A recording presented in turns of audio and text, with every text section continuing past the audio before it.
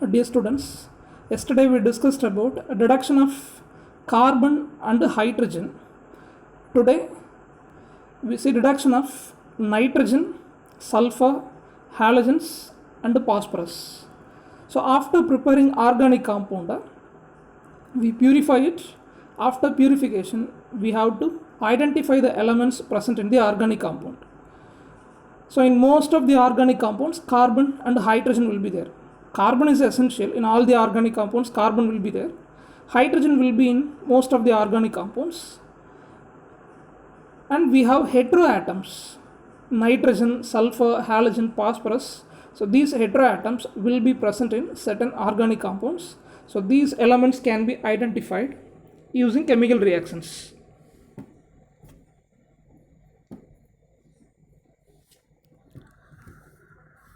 So for the reduction of nitrogen, sulfur and halogen, we have to prepare sodium fusion extract. It is also known as Lezine's extract. Lezine is the name of the scientist. First step is preparation of Lezine's extract. So this is a 3-mark question. Write a note on Lezine's extract preparation. For this preparation, first we need a sodium metal. Okay, so we need a dry sodium metal. The sodium is highly reactive towards water, so violently reacts with water, so that sodium is always kept in kerosene. And this is a soft metal. Just to take a small quantity of sodium, you can cut the sodium by using knife. Take a small quantity of sodium metal, you make it as a dry one using filter paper. Then this sodium metal is kept in a fusion tube, so like a boiling tube as well as a test tube. We have a small fusion tube in the laboratory, so its thickness is very less. So a very thin fusion tube is available in the laboratory. In the fusion tube, just add a dry sodium metal. With that, after adding sodium metal, just add organic substance. You prepared organic substance, you are going to find what are the elements present in that. So organic substance is added with the dry sodium metal in the fusion tube. You just heat it at high flame. So until the bottom of a fusion tube becomes red hot, we have to heat it. Then we have to take distilled water in a china dish around 50 ml. Okay. So take 50 ml of distilled water in a china dish. Now the fusion tube is heated for a longer period. So we have the mixture at very hot condition. Now dip this fusion tube in the distilled water. So the hot fusion tube is dipped in 50 ml of distilled water. Then we have to break the fusion tube, and its thickness is very less, so you can easily break it. So break a fusion tube within 50 ml of distilled water. Again we have to heat this solution for 10 minutes. We have to boil it, then filter the solution. Okay, after boiling that, we filter the solution, and broken glasses will also be there, can be removed using filter paper, so we get a clear solution. So this filtrate is called Lezine's filtrate or Lezine's extract or sodium fusion extract. So this is the first step in the reduction of heteroatoms like nitrogen, halogen, sulfur and so on. We take dry sodium metal and organic substance in a fusion tube. We heat it until the bottom of fusion tube becomes red hot. Then just plunge or dip the fusion tube in the 50 ml distilled water, which is taken in china dish.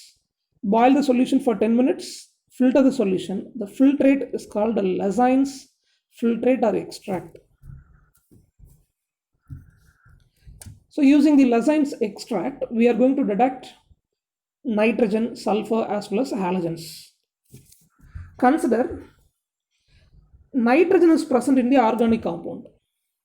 So during the preparation of Lezine's extract, if nitrogen is present in the organic compound, the carbon and the nitrogen elements present in the organic compound will react with the sodium metal. It forms sodium cyanide compound. So now sodium fusion extract has what? Sodium cyanide. So if nitrogen is present in the organic compound, carbon and nitrogen elements will combine with the sodium element during sodium fusion extract preparation. The sodium fusion extract will have sodium cyanide. So with this sodium fusion extract, that means the Lezane's extract, we add certain solutions like freshly prepared ferrous sulfate, sodium hydroxide, and ferric chloride, followed by concentrated hydrochloric acid. So all these substances, solutions will be added one by one. So with Lezane's extract containing sodium cyanide substance,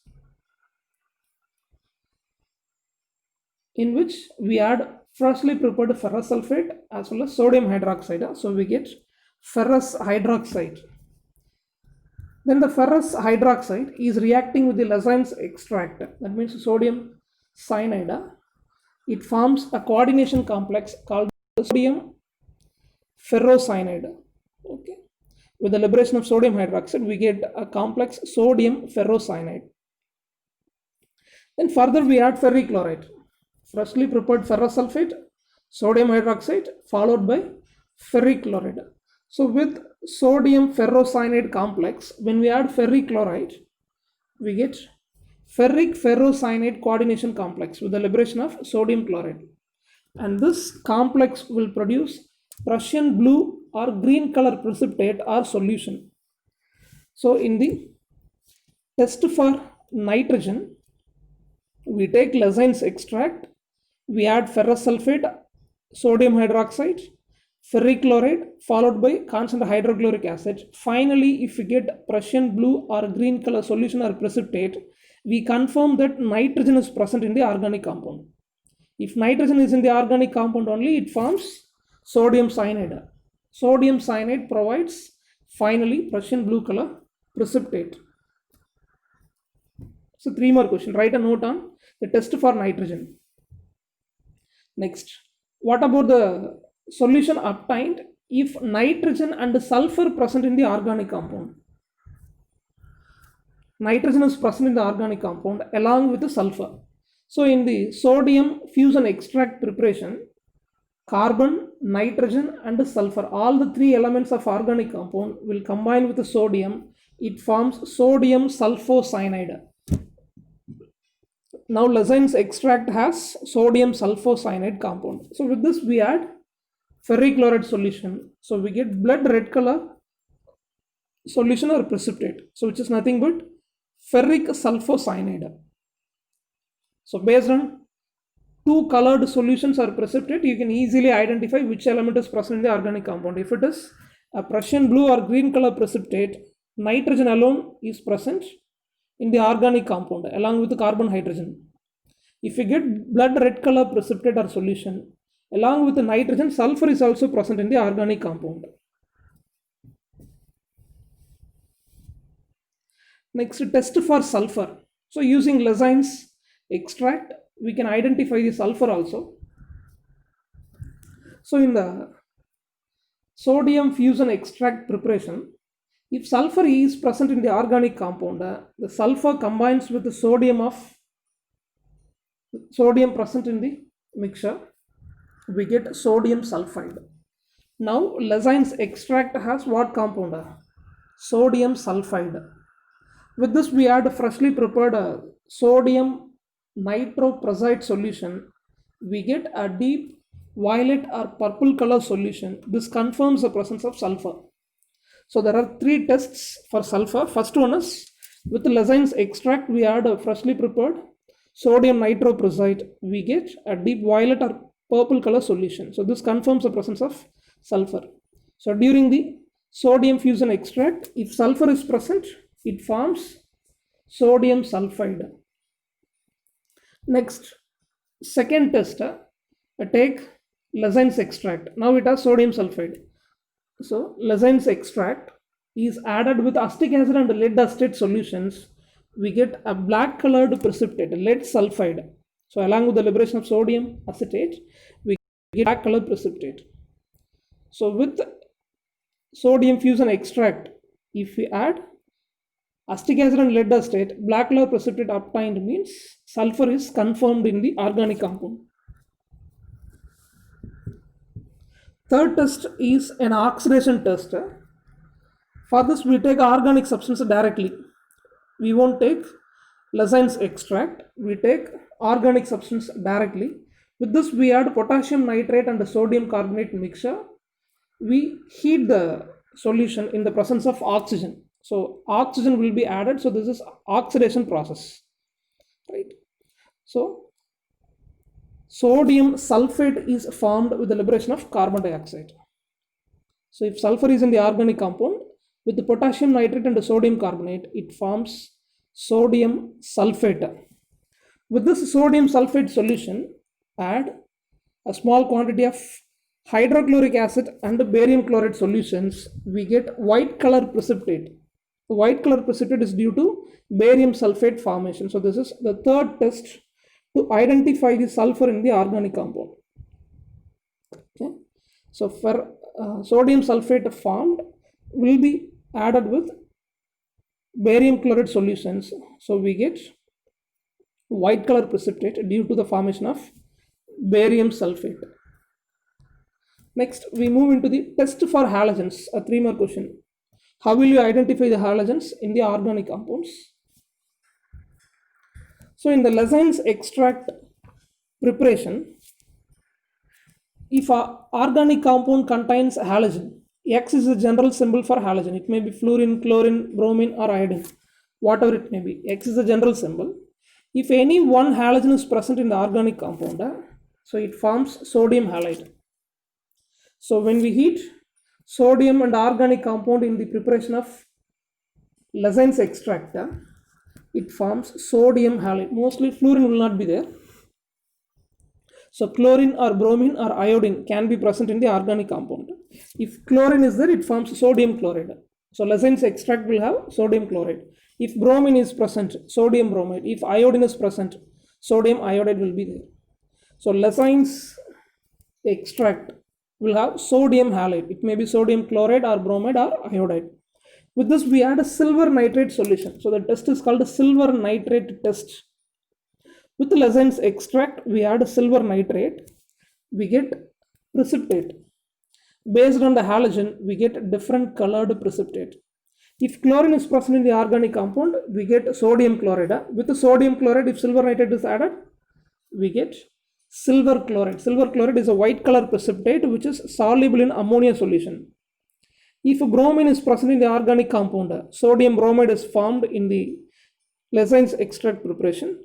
With sodium bromide, silver nitrate is added, we get silver bromide, a pale yellow color solution or precipitate. And this is sparingly soluble in ammonia solution. If iodine is present, we will get sodium iodide. With the sodium iodide, when we add silver nitrate, we get silver iodide. So which is yellow color precipitate, insoluble in ammonia solution. So based on colored precipitate and solubility in ammonia solution, we can easily identify what halogen is present in the organic compound. So chlorine or bromine or iodine, any one can be present in the organic compound. Next. So if an organic compound contains halogen, along with that, some other heteroatoms may be present. Example, nitrogen or sulfur. Okay.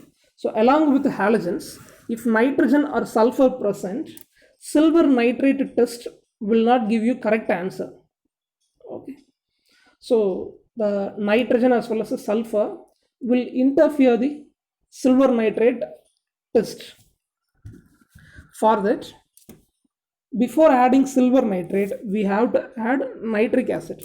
So the Lessines extract is heated with nitric acid so that unwanted substances will be removed. Okay. So halogen alone present means directly we add silver nitrate, we get colored precipitate. Along with the halogen, if nitrogen or sulfur present means these two will interfere the silver nitrate test. How it interferes? Take nitrogen. If nitrogen is present along with the halogen in the organic compound, during the sodium fusion extract, sodium halide as well as sodium cyanide will be formed. Halogen will form sodium halide. the nitrogen will form sodium cyanide. Along with the halogen, if sulfur is present, along with the sodium halide, sodium sulfide will also formed. So we add silver nitrate. Silver nitrate will react with sodium halide as well as sodium cyanide and sodium sulfide, so that we get different products which are interfering the silver nitrate test.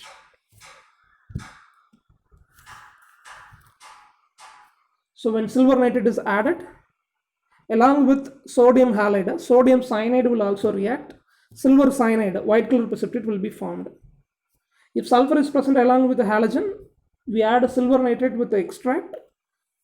So we get black color precipitate, silver sulfide. So this interferes silver nitrate test. So halogen alone present means okay, no problem, we add silver nitrate.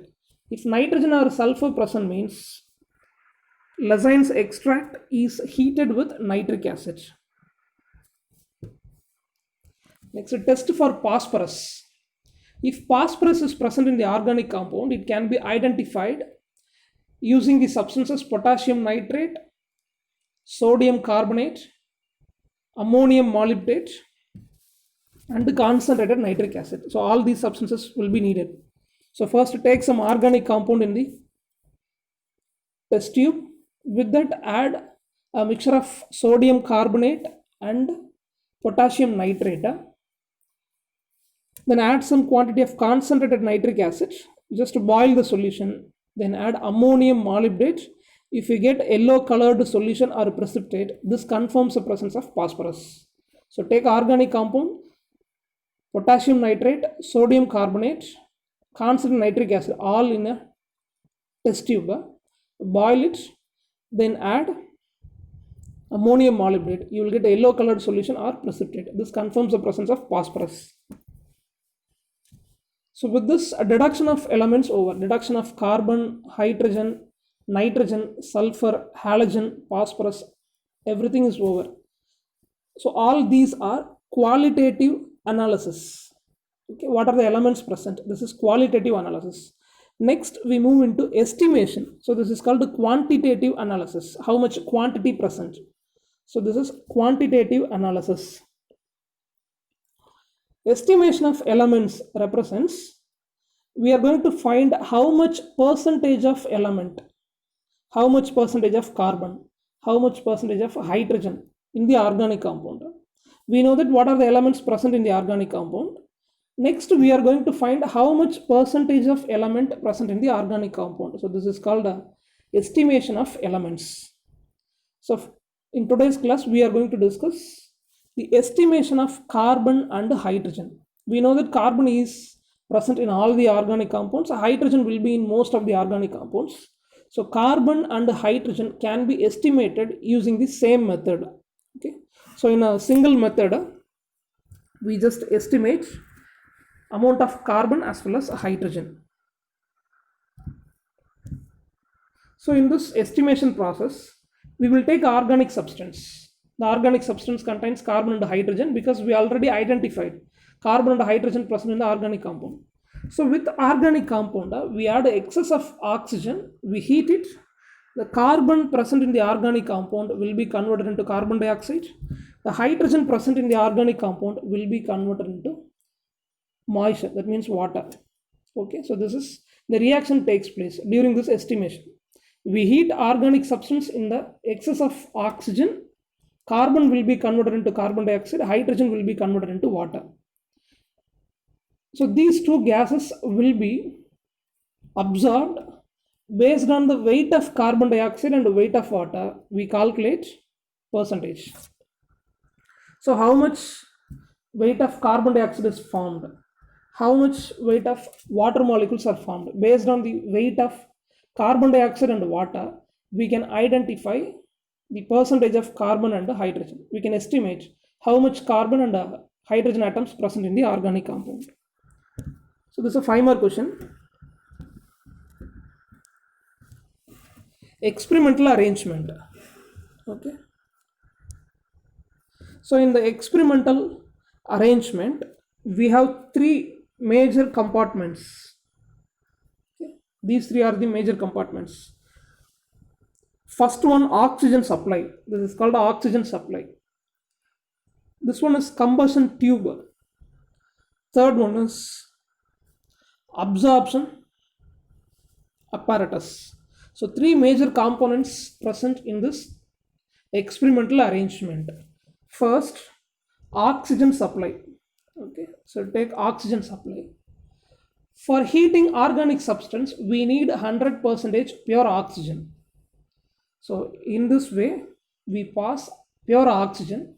So to get pure oxygen, what we have to do? First, we have to separate oxygen from the atmospheric air. But during the separation of oxygen from the atmospheric air, it may have some impurities like carbon dioxide or moisture. So both the impurities have to be removed. So first, the impure oxygen will be passed into the concentrated sulfuric acid solution because it is a very good dehydrating agent which will absorb moisture easily. Water molecules will be absorbed by sulfuric acid easily. So the impure oxygen is passed into the sulfuric acid. Moisture will be absorbed. Next, what is another impurity? Carbon dioxide. So that now oxygen, impure oxygen, is passed into U-shaped tube containing soda lime. Soda lime is a mixture of sodium hydroxide and calcium oxide. So when the impure oxygen is passed through the soda lime kept in U-shaped tube, all the carbon dioxide molecules will be absorbed. So finally we will get pure oxygen. So this is oxygen supply. Okay. So 100% pure oxygen is supplied. What is the second compartment? This is called a combustion tube. So this is a lengthy hard glass tube. Okay. So we have two ends for the glass tube. So in order to keep organic substance within the tube, at both the ends we have open. Okay. So the combustion tube is used to heat organic substance, and in the combustion tube we have a porcelain tube or a platinum cup. So this is used to have organic substance because we are going to heat organic substance in the combustion tube. The organic substance will be taken in porcelain tube or else platinum cup, so which is kept in combustion tube. So after keeping the organic substance, the ends, this end will be closed, and we have copper 2 oxide gas. Okay, both sides of organic compound, we have copper 2 oxide gas which prevents backside diffusion. So what is second compartment? Combustion tube, a lengthy hard glass tube. We just keep organic substance within the combustion tube to heat. The organic substance will be kept in porcelain tube or a platinum cup. After that, we just close the end of combustion tube. On both sides of organic substance, we have copper 2 oxide gas which prevents backside diffusion. With this, second compartment over. This is third compartment. So third compartment is called the absorption apparatus, which has two U-shaped tubes. Okay, two U-shaped tubes are available. So in the first U-shaped tube, we will have any one dehydrating agent like a calcium chloride, anhydrous calcium chloride, or sulfuric acid, or else magnesium perchlorate. Any one dehydrating agent will be kept because dehydrating agent will absorb water or moisture. So when organic substance is heated, carbon dioxide and water will be produced. We have to absorb moisture, so that in the first U-shaped tube we just have any dehydrating agent. Next, in the second U-shaped tube we have a potassium hydroxide because this will absorb carbon dioxide. Okay, so this is third compartment, absorption apparatus. Now what is the procedure? Experimental procedure is what? First we have to pass 100% pure oxygen into the combustion tube. We just heat organic substance kept in platinum cup or porcelain tube. Then carbon dioxide and water molecules are produced. So both these gases are coming out from the combustion tube. They are passing into the U-shaped tube. First, moisture will be absorbed in the first U-shaped tube. Carbon dioxide will be absorbed by the second U-shaped tube. So this is experimental procedure. Now, organic compound is completely burnt. All the carbon and hydrogen atoms are converted into carbon dioxide and water respectively. Now take the weight of U-shaped tube. Okay. So before absorbing moisture, there is a weight. Just to calculate it. After absorbing moisture, weight will be increased. So from this, you calculate how much moisture is formed. So by taking the weight of U-shaped tube before and after the reaction, you calculate how much weight of water is formed. The same way, calculate the weight of second U-shaped tube before and after the reaction. If you calculate, you may easily find the weight of carbon dioxide produced. So this is experimental procedure. Next, calculation. How can we calculate the percentage of carbon and hydrogen? Weight of organic substance is considered as gram. Okay, theoretically we just use the terms W. So how much weight of organic substance is taken in the combustion tube? Then what is the weight of water? X gram. So the symbol X represents weight of water. Next, weight of carbon dioxide is denoted as Y gram. Next, as we studied in 10th, the molecular mass of water is 18 gram. Hydrogen atomic mass 1, oxygen 16. You just add all the three values. Right? First hydrogen 1, second hydrogen 1, oxygen 16. So 1 plus 1 plus 16, 18. So molecular mass of water is 18 gram. Now 18 gram of water contains 2 gram of hydrogen because 2 hydrogen atoms are there. How much hydrogen will be there? If you take water, molecular mass 18 gram, 18 gram of water will contain 2 gram of hydrogen. That means X gram of water contains what? Okay. 18 gram of water contains 2 gram hydrogen means X gram water contains how much gram of hydrogen? So what is the formula? 2 by 18 multiplied by X. So X gram of water contains how much hydrogen? 2 by 18 multiplied by X. We have taken W gram of organic substance. Okay.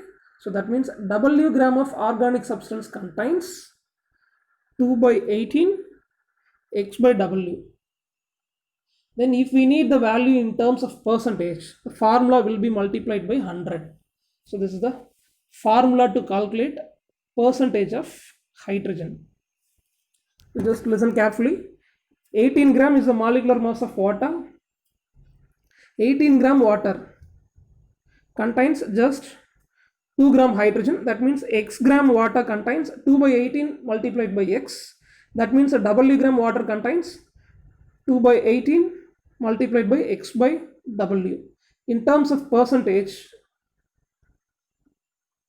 to calculate the value in terms of percentage, we multiply the formula. So this is the formula to calculate the percentage of hydrogen. The same way we can calculate the percentage of carbon. So in the reaction, we get carbon dioxide gases. So molecular mass of carbon dioxide is 44 gram.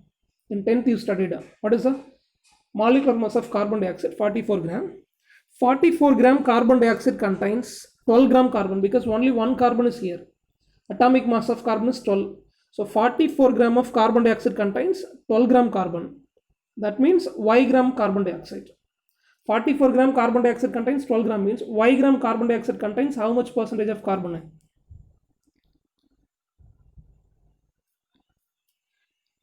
12 by 44 multiplied by Y. So Y gram carbon dioxide contains 12 by 44 multiplied by Y. W gram organic compound. W gram organic compound contains how much carbon 12 by 44 multiplied by Y by W. If you need the value in terms of percentage, just to multiply the formula by 100. So percentage of carbon can be calculated using this formula 12 by 44 multiplied by Y by W into 100. Okay. So this is the estimation of carbon and hydrogen. Okay. So as we already studied, along with carbon and hydrogen, some other atoms may also present. Okay. If other elements present, what we have to do in this reaction? That means we have to remove. So along with the carbon or hydrogen, if other elements present like nitrogen or halogen or sulfur, we have to remove it. So we can use spiral. Okay. So if nitrogen is present, so in this estimation process, if nitrogen is present, it forms oxides of nitrogen. So we have to remove the oxides of nitrogen. For that, we will have a spiral of copper. So copper will combine with the oxides of nitrogen. So nitrogen oxides will be reduced. First point. Second point, if sulfur is present, the sulfur combines with the oxygen, it forms sulfur dioxide. We will add lead chromate. So lead chromate will convert sulfur dioxide into lead sulfate, so which can be removed. If a halogen is present, during this estimation of carbon and hydrogen, the halogen will be removed using a spiral of silver, because halogen will combine with silver, can be removed as silver halide. So these are all one more questions. Okay. So in the estimation of carbon and hydrogen, if other elements present, what we have to do? So we can use a spiral of copper, silver, as well as lead chromate. All these substances can be used.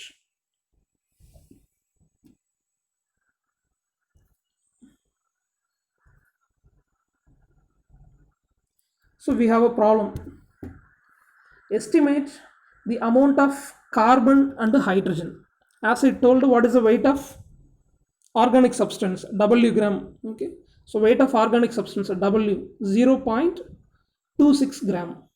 So in the estimation process, we calculate what is the weight of water and the weight of carbon dioxide. Weight of water X gram. What is the X value? 0.039 gram. Weight of carbon dioxide Y gram. What is the value of Y? 0.245 gram. We have to calculate the percentage of carbon and hydrogen. We know the formula, right? So the formula to calculate the percentage of hydrogen, 2 by 18 into X by W into 100. So what is the X value? 0.039. So weight of water, X value is 0.039. And the W, weight of organic substance, 0.26 gram. So 2 by 18 multiplied by 100. So percentage of carbon 1.66. The same way, we can calculate the percentage of carbon. The formula is 12 by 44 into Y by W into 100. So 12 by 44. What is the Y value? Weight of carbon dioxide 0.245. W, weight of organic compound 0.26 multiplied by 100. So percentage of carbon is 25.69%. So today we have completed the reduction of nitrogen, sulfur, halogens, phosphorus, and the estimation of carbon and hydrogen. So remaining we will discuss tomorrow. Thank you.